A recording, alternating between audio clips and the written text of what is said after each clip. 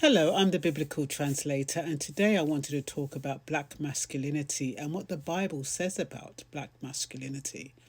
So, sit back and listen, and let me have your comments at the end. Is black masculinity dead, deferred, or denied? Or was it ever allowed to fully live? That's the question I've been sitting with, not as a headline, not as provocation, but as a human ache. Because everywhere I look, I see black men being talked about, but rarely spoken to, diagnosed, but not understood, feared, but not known, reduced to statistics, mugshots, punchlines, or frozen into impossible expectations.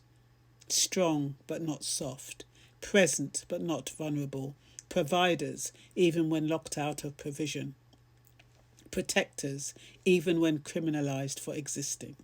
So I ask again, not angrily, but honestly, is black masculinity dead, or has it been deferred, delayed, denied oxygen for generations? Let's go back, because this didn't start on social media. It didn't start with drill music.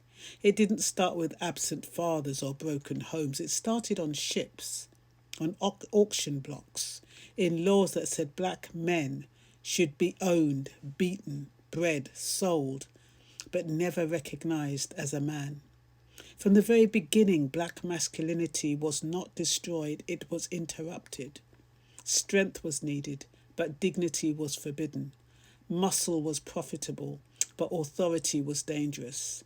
Leadership was a threat. So the black man was recast, not as a father, not as a husband, not as a priest of his whole household, but as labour, as body, as commodity. And when slavery ended, the mythology didn't. It simply evolved into this so-called free world. Black men were still framed as problems to be managed, not people to be nurtured. Too aggressive, too emotional, or not emotional enough, too sexual, too absent, too angry, too quiet. And yet somehow never enough. So what happens to masculinity when it is constantly policed, surveilled, and punished? It fragments.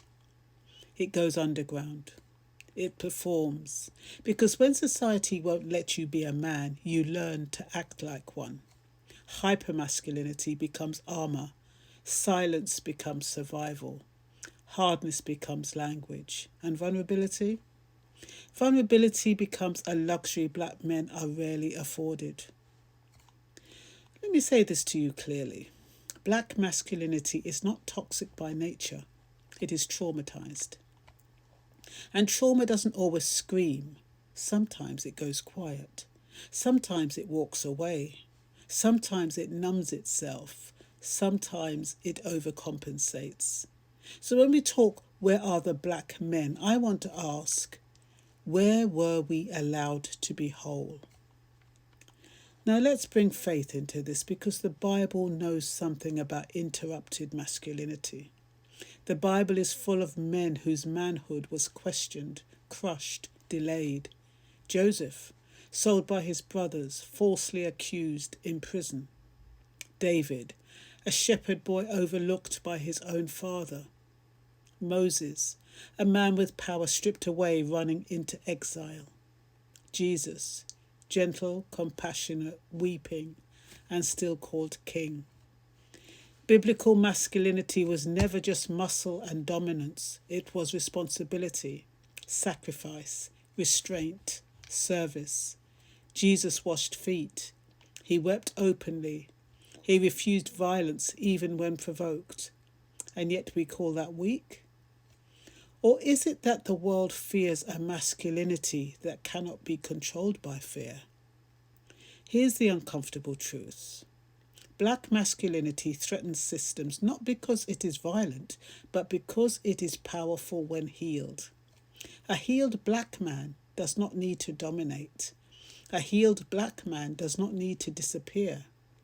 A healed black man does not need permission to love his children, protect his family, or speak truth.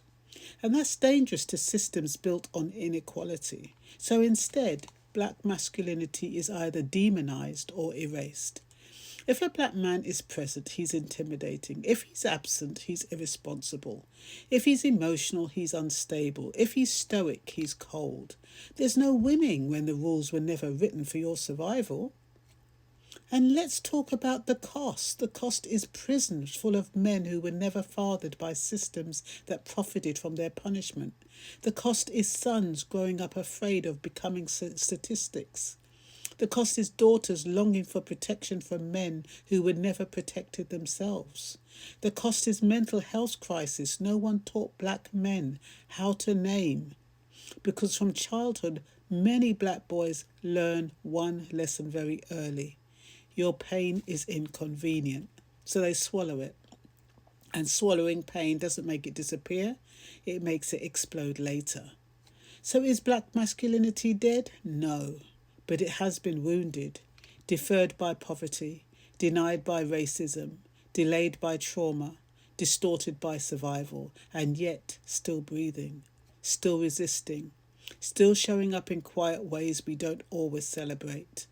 In the father who works 2 jobs and still shows up to parents' evening. In the brother who mentors kids on his estate.